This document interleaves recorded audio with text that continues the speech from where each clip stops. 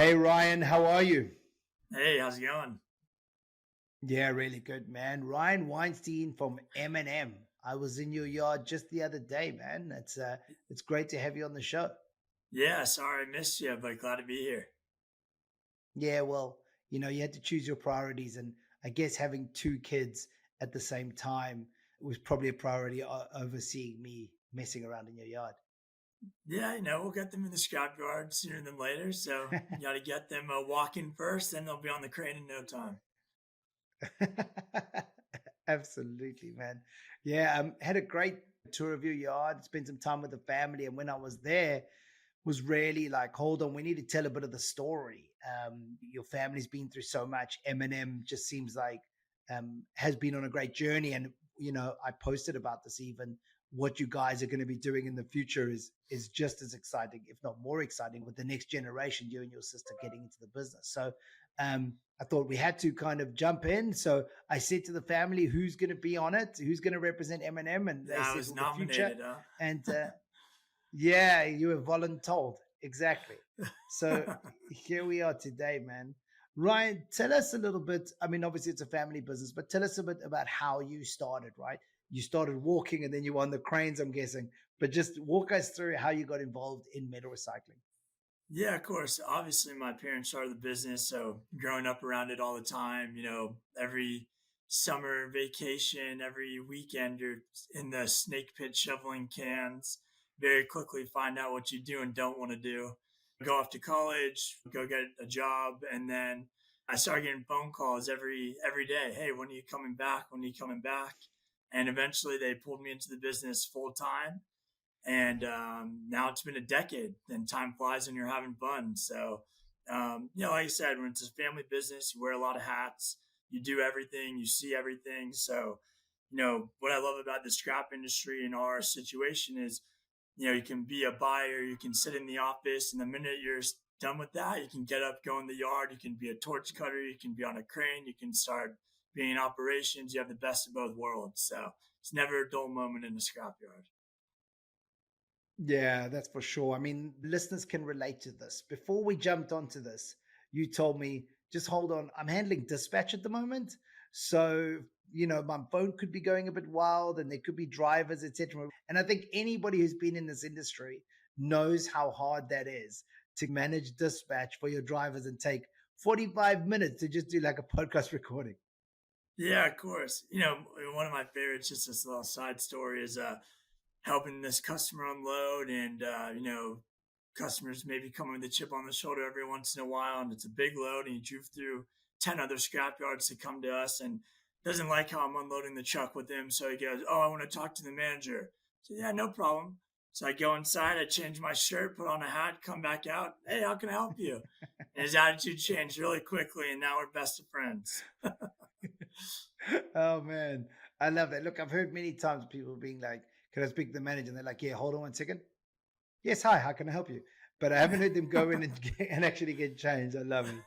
You got to be there though, man. You've got to be on the tools. You got to be on the scale. Like in order to be able to run the show, you have to be able to do exactly what goes on, and every other person in your yard is doing. So you've been 10 years doing all the work, I guess, still going to carry that on for another how many, many decades. Your dad is still on the tools. I mean, I walk around with your dad in the yard. He knows exactly what's going on with every pound that's on the floor and every machine that's operating there. And he's been in it for how long now?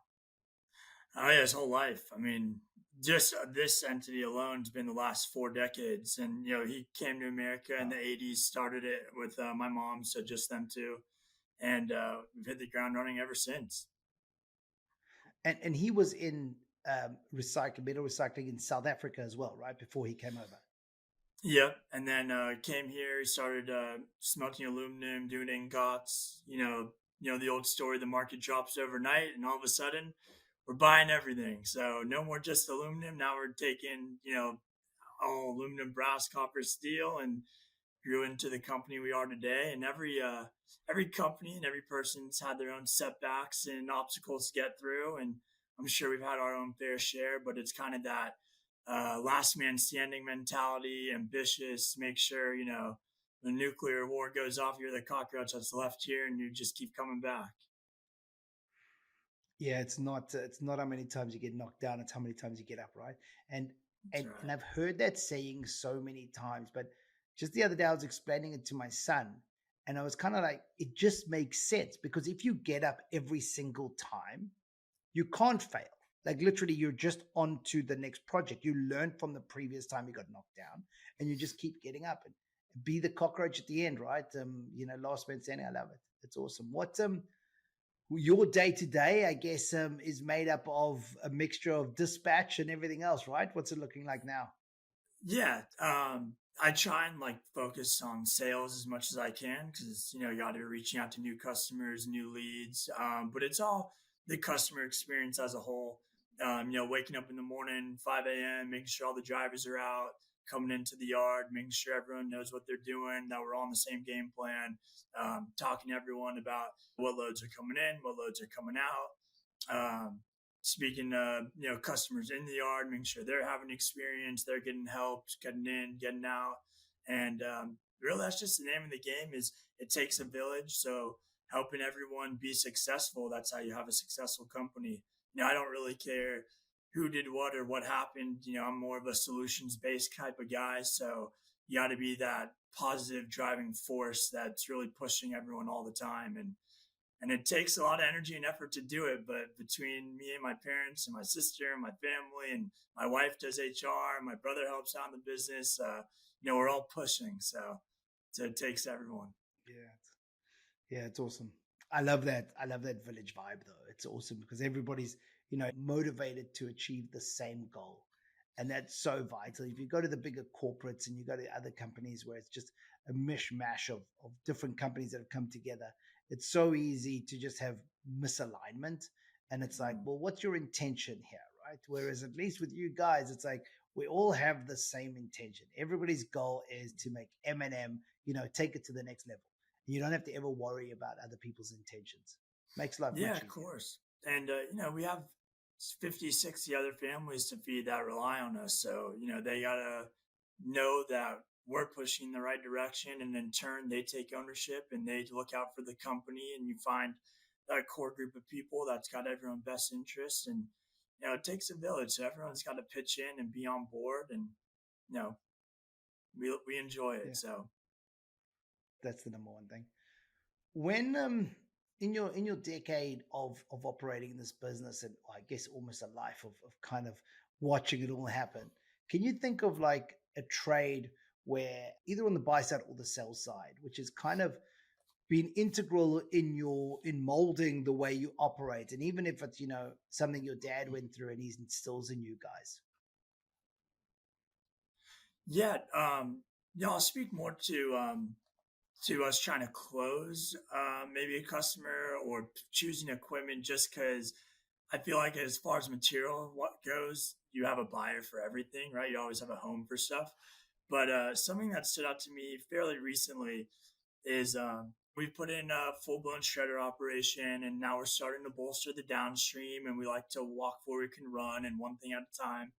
So we're doing our research and we're visiting hundreds of different equipment manufacturers, and we're talking to everyone, and we're getting quotes, and we're doing trial runs of our material and their machines.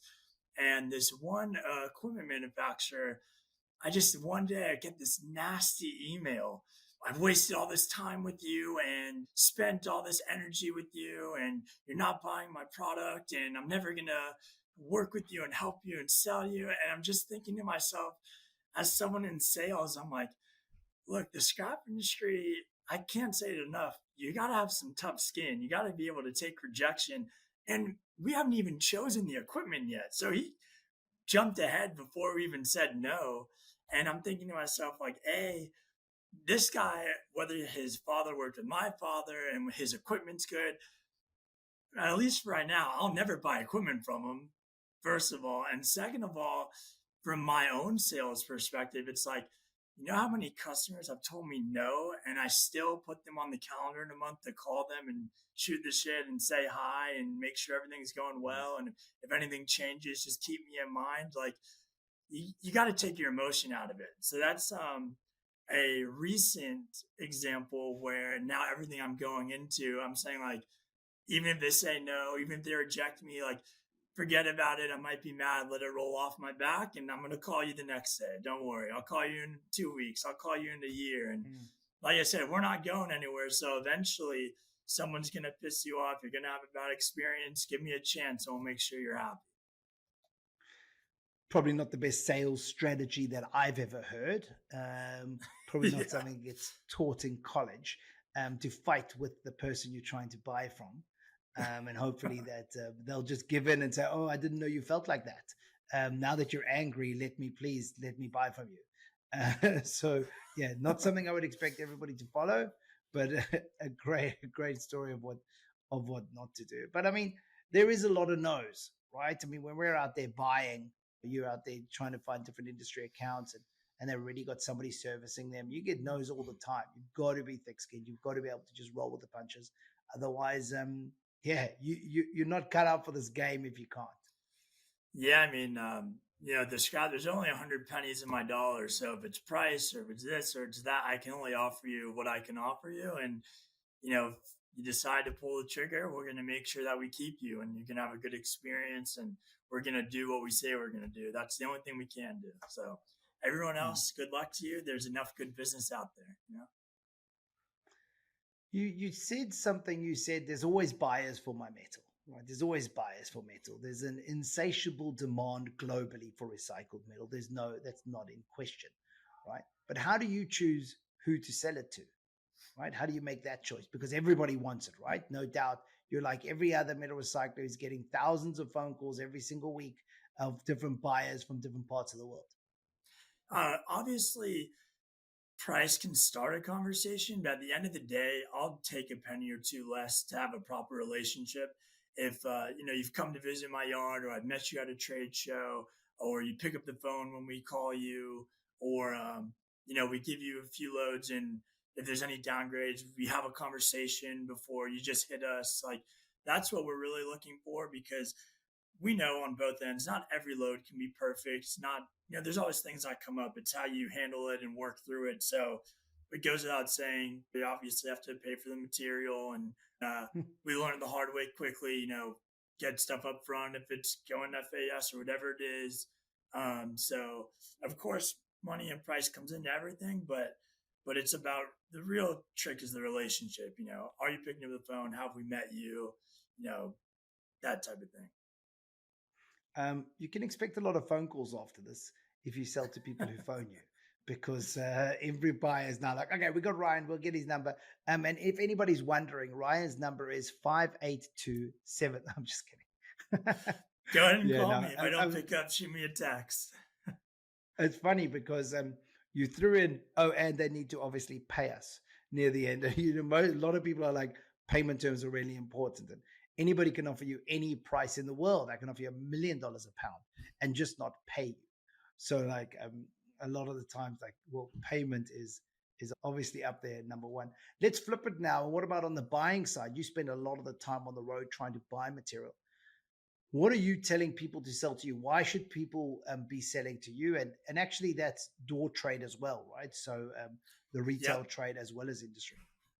Yeah, so kind of the same things I was alluding to is, are you picking up the phone? Are you standing behind what you spoke about? So if we talk about material, you have a job in a month and we quote you 10 cents or whatever it is, and the market's changed, are you going to hold the price? Are you going to pay me on time? So our biggest thing is service and the customer experience. Whereas, I tell people, hey, here's my cell phone. Don't bother with the office. Don't bother about calling 50 people. We'll take care of you. You need a truck, we'll send a truck. You want a price for something, here's a price. You got material needs to be picked up, we'll be there tomorrow. And then we'll make sure we're there tomorrow.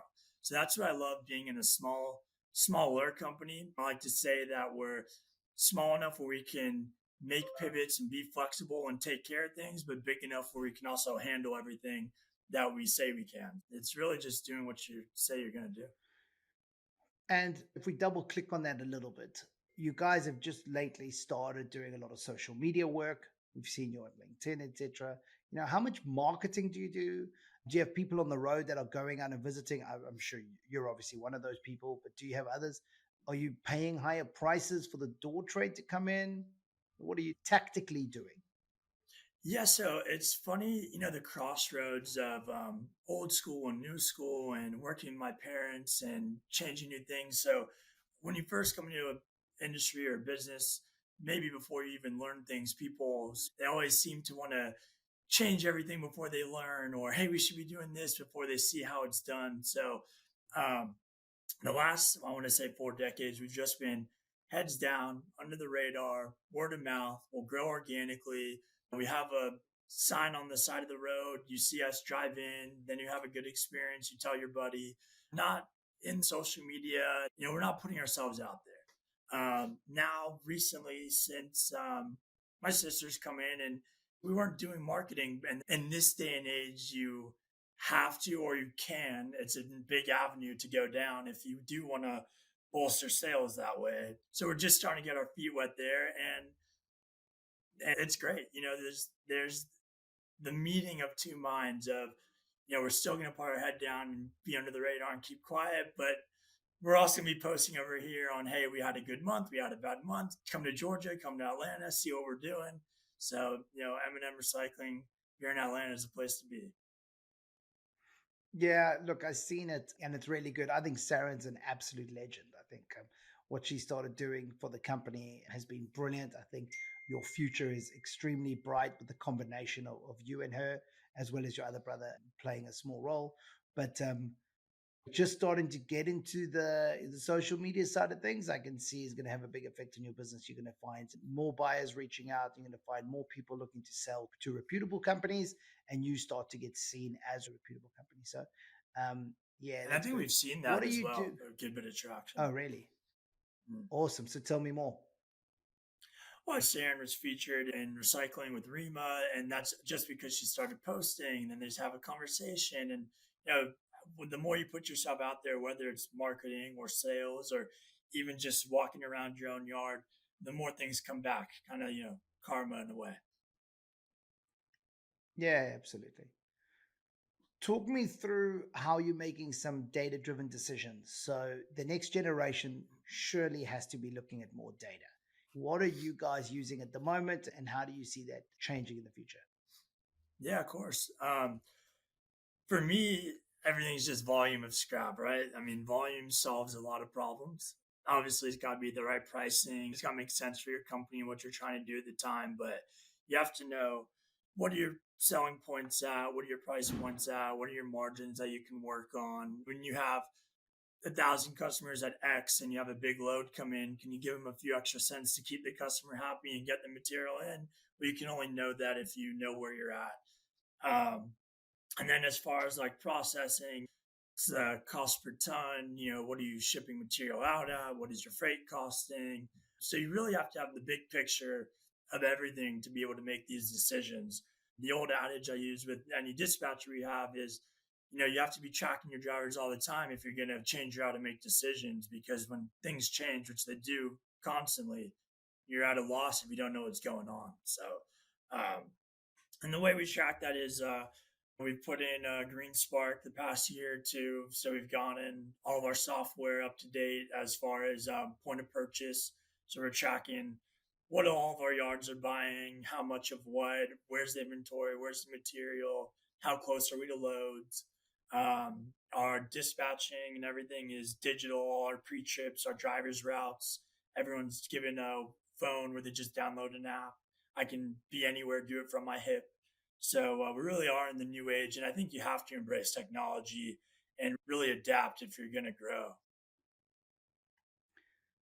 Yeah, we're busy working with Saren at the moment, and you guys just helping you with a couple of AI tools to help you with training and things like that, which we'll be bringing out at a later stage. But yeah, just something quite fun that I think you guys are using as well, and you definitely are starting to embrace it, which is awesome.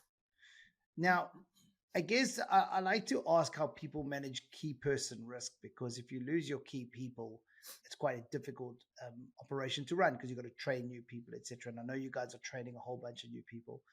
Your key management, I guess your executive, maybe your exec are made up of family. What about everybody else? Like, how do you make sure, number one, you're keeping them, and number two, if they do leave or get hit by a bus tomorrow, that there is a process to allow another person to come in and take that role, or take the tasks and handle the role? Yeah, so we've had people who worked with us for 5, 10, 15, 20 years, or kids that have come into the business. And that only happens when they realize, like you said, where the core family driving the company actually cares about their employees. We're a family owned and operated business. I have kids myself. It would be crazy to think, oh, your daughter has a recital one Friday of 1 month of the year that you want to go to. We're not going to say no. Got to make it a place where, yeah, you're busting your butt here. You're at work. You're here all the time. You're doing what you need to do. Taking off the last 2 hours on a Friday to go do something, that's not the end of the world. Just make sure everyone's cross trained under you. People have your back. So it really does take everyone, like you said, a common goal, a common team to really drive the whole company, because when the company does well, then everything can be dished out to everyone from top to bottom. And we really strive to have an open door policy. I tell everyone, if you have an issue with anyone on the yard, at home, we said it, didn't say it, you don't like it, with work, not with work, you have my cell phone. You know where I sit in the office. Come talk to me anytime about anything. It can be personal finance, your girl broke up with you, your dog died, someone at work's happened. I don't care.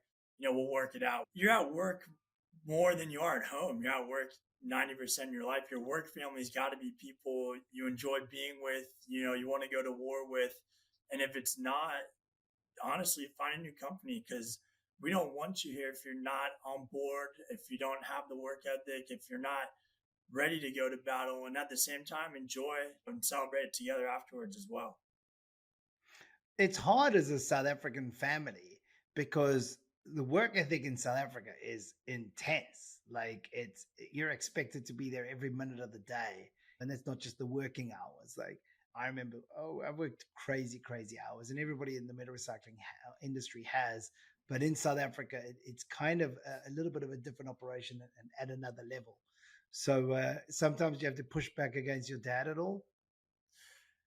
Well, no, I'm on his side all the time. Actually, we he's instilled that work ethic in all his kids, and me especially, having the opportunity and being lucky enough to work with him every day. You're fighting the new school of, well, I need to get a drink of water, I need to sit down, and I need to take a break, and we're all for that, of course. If it's hot, take care of yourself. Do what you gotta do. But at the same time, it's a scrap industry. We're here to work. So, like, people say, like, "Oh, I'm on my lunch break," and I'm, lunch? What's that? Let's go get another customer. Let's go torch some more scrap. Let's push out another load, because we're the ones doing it as well. Then everyone does it together. So. Hmm. And how do you see technology changing the way you guys operate in the future? Like, what is there coming down the line, whether that's downstream stuff you've looked at, or the future of robotics, or whatever it might be for you? Yeah, I think all technology in every aspect of the art's important, whether it's making maintenance on a new crane easier, or whether it's a more robust processing, like you alluded to, downstream. Just, when you go down that rabbit hole, it's an endless game you can play. So you really got to pick and choose, what are we doing this year? What's going to get us to our goals fast enough? So, implementing technological changes that make sense in the industry before the shiny ball syndrome. So you work with all these conveyors similar to a waste industry, where they have robotic arms that can pick out the trash from your picking line, but maybe that's not the first thing we're going to spend on, when we can spend on another eddy current, something like that. So Sure. you have to look at everything. You have to be open to everything, because it's changing all the time. But you got to make the right decisions for yourself. I'm a big fan of walking before you can run. Don't overextend yourself. So maybe have the volume before you invest in a new machine, because we'll get the machine to work. We'll make the end result, but if you buy a machine bigger than you can bite, and then you're trying to feed it material you don't have, that's when you get into trouble. So. Yes, I wanted to ask you about that. The process of buying new equipment. Do you guys sit down as a family, have a structured meeting and decide, okay, we're going to do this? Or is it, oh shit, we've got so much volume of this coming in, it's about time we looked at some more equipment downstream or another baler or whatever? What's kind of your process that you guys go through before you buy? Like, how did you go through decide to buy the shredder or the downstream? Yeah, it's a bit of both. So we're talking all the time, literally all the time. My wife sometimes says, "Hey, can we go to dinner and not talk about work tonight?" And it's like I can't. It's just in my blood. It's the way we grew up. But so we're talking all the time about what our hopes, wishes, and dreams are, what's happening, what do we need. So it gets to a point where you have a gut feel of kind of where the company's going and what we need. So, like for example, me and my dad Clinton are having a conversation over and over again about, oh, we have more loads than we can handle for our trucks. Then obviously the next conversation is maybe we need to buy another truck. So, would you guys run a return on investment, any sort of Excel sheet? I mean, I worked at, the biggest metal recycling company in sub-Saharan Africa, and we didn't even always run that. We used a lot of gut feeling. And, things have changed, but a lot of the big corporates is a whole CapEx process. Are you guys kind of in between, or you just gut feel, hey, let's go ahead and do that, go find me the best option? Or is there like a lot of structure that goes into it? No, it starts with a gut feel, and then you gotta dot your I's, cross your T's, and make sure it makes sense and works. And that comes afterwards. But we have to be here every day, running it, having our thumb on the pulse to know what's coming next and what we think we need. And I'm lucky where my dad's been boots on the ground in the business the last 40 years. So a lot of his experience, expertise, I mean, he's got a knack with machinery. He's a numbers guy. That's just in his wheelhouse. So I sit next to him every day and learn something. Yeah, machinery and numbers. It sounds like the perfect scrap guy, right? Yeah, exactly. You don't need to go to college. You just get into the yard and you'll learn very quickly numbers and machinery. Oh, That's for yeah. sure. If you were to look back, I mean, what's the worst piece of equipment and the best piece of equipment you've ever bought? And you don't need to mention the brand names. Sure. Let's see. I mean, the best piece of equipment, I would have to say, just because it's helped taking our company to the next level. Well, maybe kind of in tiers actually is we bought a few stationary shears where we're creating mix 1 and 2 bales, mix 1 and 2 packages, heavy metal plate. Um, and that was the first 5 or 10 years before we got into our current shredding operation. And that allowed us to reopen the conversation with the mills, call all those old relationships we had before when we originally had a shredder, and start sending them material. They get to know our company again, get to know we're consistent. Um, so like I said, the walk before you can run is you buy that middle tier machine that isn't maybe what you want or what you want to get, but it opens the door for the jumping point to do bigger and better things. And then obviously that led us into saying, okay, hey, all this mix 1 and 2, this could all be shred and made a number one shred. And now let's look at the numbers and see if we can make that happen. And 5 years later, here we are.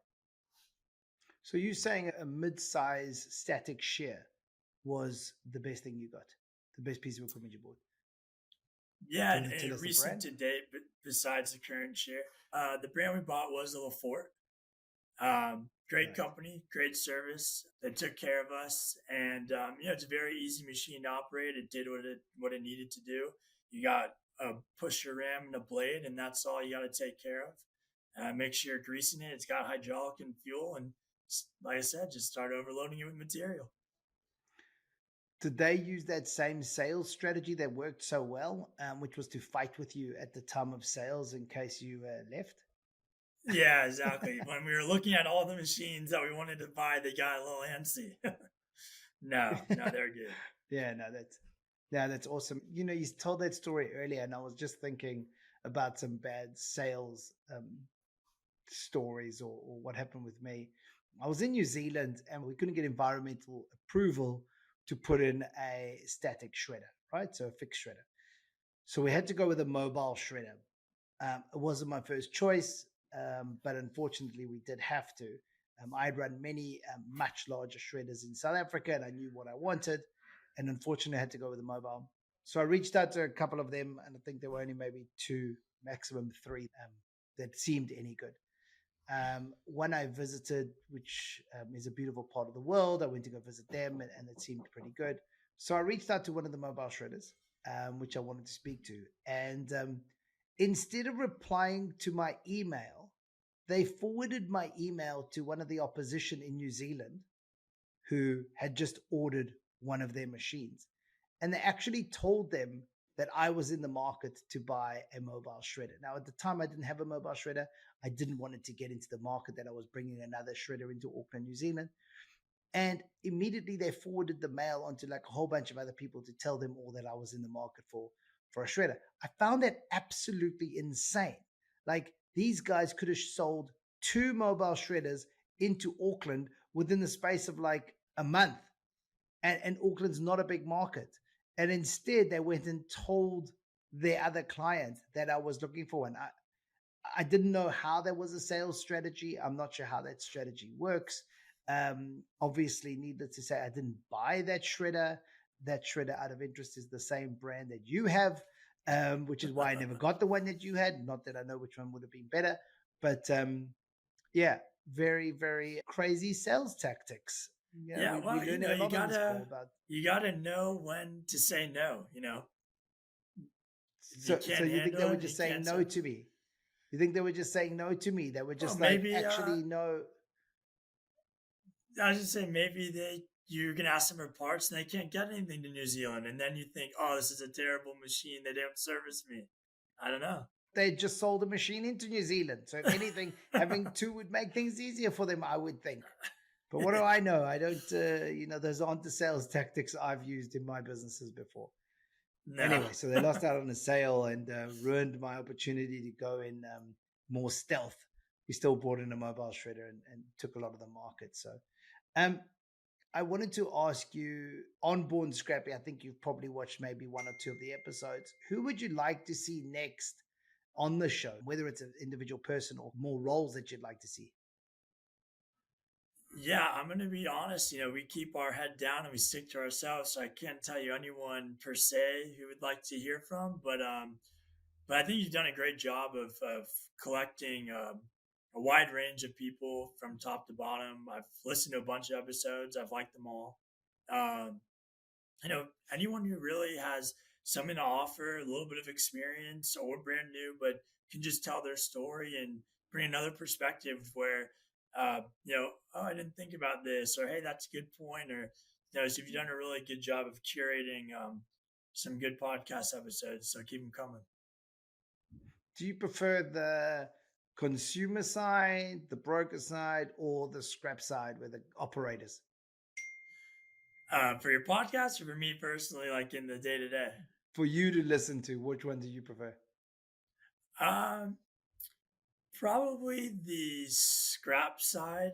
I just love boots on the ground, listening to people who have yards. How are they setting it up? What are their pitfalls? What are they overcoming? How are they doing it?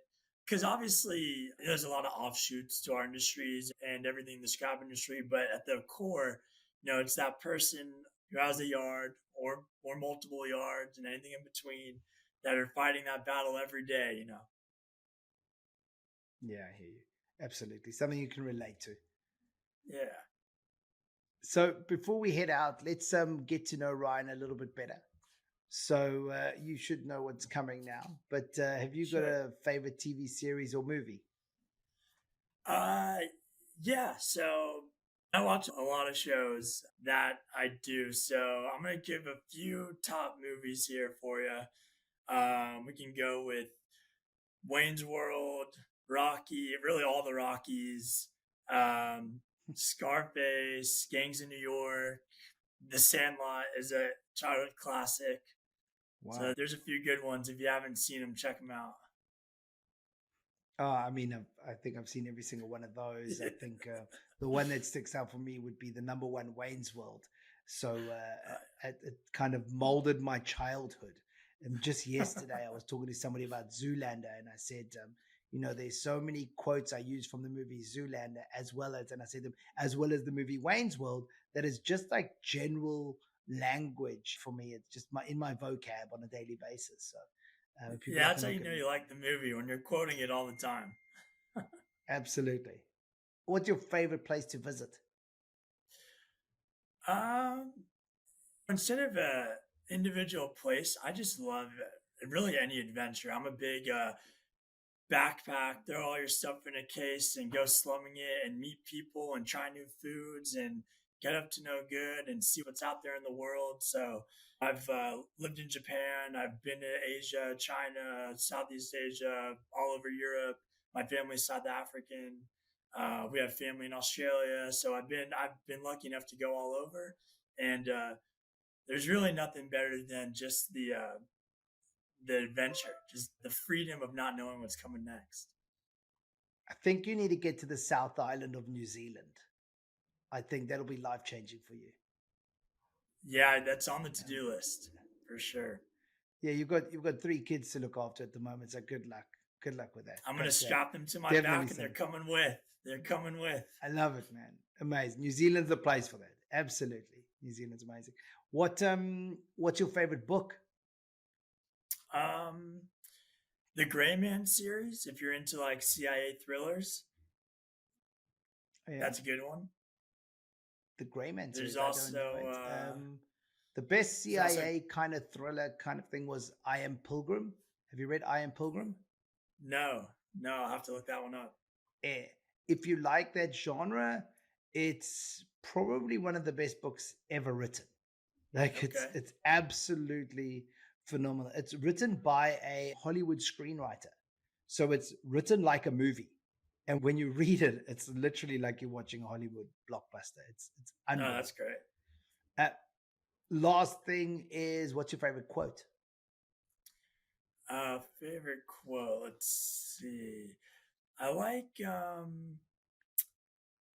can't take life too seriously because you're never gonna make it out alive. So, at the end of the day, it's just a piece of scrap. It's just a dumpster. Yes, it's important, and we take it serious, and we all rely on this What's the business and this and movie? that. But I don't know if that's from a movie. Just It's from a movie. It's 100% from a movie. I don't know. It's I watched too many to 100% from a remember. movie. Oh But man, I'm gonna have to like message you after this. It's either the woman or the man tells their partner, whatever, in the couple, you can't take life too seriously, you'll never get out alive. Um, anyway, I'm going to find it out and I'm going to message you that later. And if yeah, anybody let me else is know. listening, send me a random message and be like, this is the movie that it's from, or Stuart, you're an idiot. It's an old quote from blah, blah, blah, and it was not from a movie. Either way, Ryan, it's been awesome having you on the show. I'm glad we could put this together.